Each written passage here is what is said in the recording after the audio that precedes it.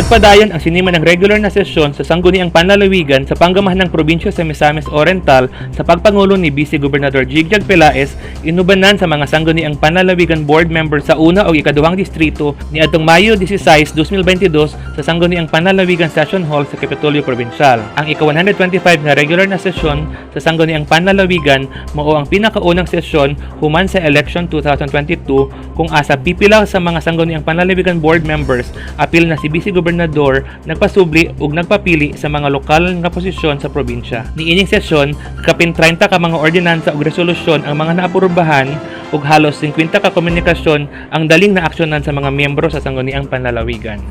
Ginsiguro sa Sangguniang Panlalawigan sa Misamis Oriental sa pagpangulo ni Vice Gobernador Jigjag Pelaez, inubanan sa mga board members nga mahisgutan, maaprubahan ug mahatag ang mga tukmang ordinansa ug resolusyon nga angay maimplementar sa panggamahan ng probinsya nga gipanguluhan ni Gobernador Bambi Imano aron padayon ang gilaumang progresibong kalambuan sa tibuok probinsya. Kini si Lambo Jesse Alvarez Andaliasa para sa Miss Or Balita.